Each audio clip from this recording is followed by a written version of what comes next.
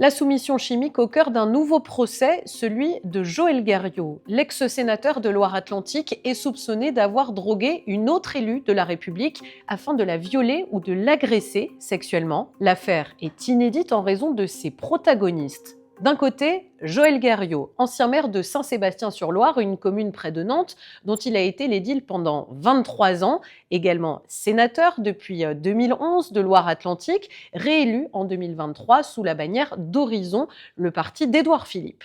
De l'autre, Sandrine Josso, elle aussi élue, elle est députée de Loire-Atlantique depuis 2017 sous l'étiquette du MoDem. Alors, petit retour en arrière. Le scandale éclate en novembre 2023. Joël Guerriau invite Sandrine Josso à son domicile parisien pour fêter sa réélection au Sénat. Sandrine Josso s'y rend. Aux enquêteurs, par la suite, elle dira s'être étonnée de ne pas voir d'autres convives. Joël Guerriau lui propose du champagne et tandis qu'il lui resserre un deuxième verre, Sandrine Josso commence à se sentir mal. Elle ressent des vertiges, des palpitations et des sueurs froides.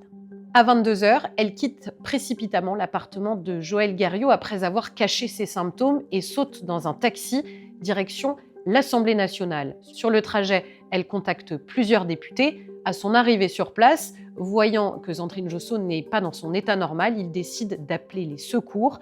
Elle est alors hospitalisée et le bilan médical est sans appel. Elle a consommé de l'ecstasy à forte dose. Le lendemain, Sandrine Josso porte plainte. Elle évoque devant les enquêteurs un sachet avec de la poudre blanche qu'elle a aperçu dans la cuisine, manipulé par le sénateur, sachet qui sera d'ailleurs retrouvé lors de la perquisition au domicile de Joël Guerriau. Dès lors, Joël Guerriau nie en bloc. Selon lui, il n'a pas intentionnellement drogué la députée. Il dit d'abord qu'il ne savait pas que cette poudre blanche était de l'ecstasy. Selon lui, il s'agissait de simples euphorisants destinés à calmer ses angoisses. Il évoque aussi un possible acte d'inadvertance.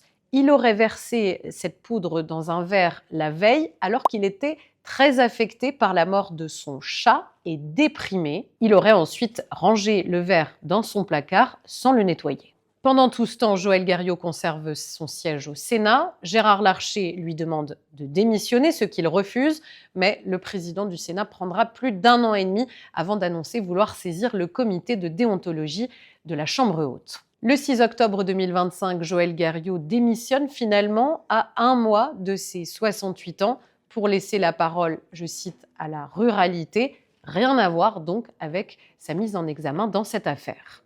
Contacté par Ouest France en amont du procès, voici ce que dit l'avocat nantais de Joël Guerriau. Monsieur Guerriau ne craint pas la vérité dans ce dossier. Il la souhaite, loin des caricatures subies à ce jour. De son côté, comment Sandrine Josso envisage-t-elle ce procès?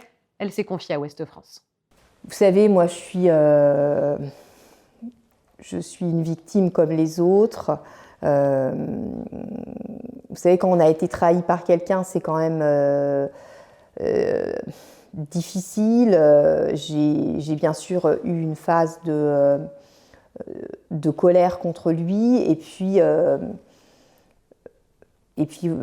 voilà, en toute honnêteté, j'ai peur de lui. J'ai quand même la boule au ventre pour ce procès. Aujourd'hui, quand vous me voyez, vous avez l'impression que ça va, mais en réalité, au fond de moi, c'est très compliqué.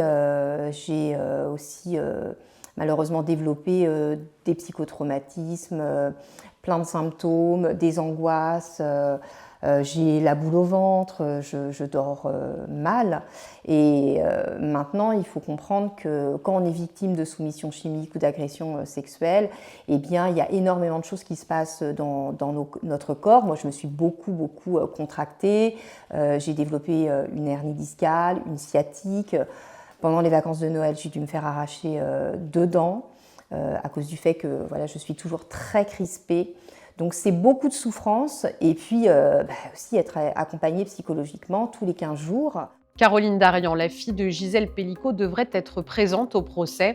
Pour la soumission chimique uniquement, Joël Guerriau encourt jusqu'à 5 ans d'emprisonnement et 75 000 € d'amende.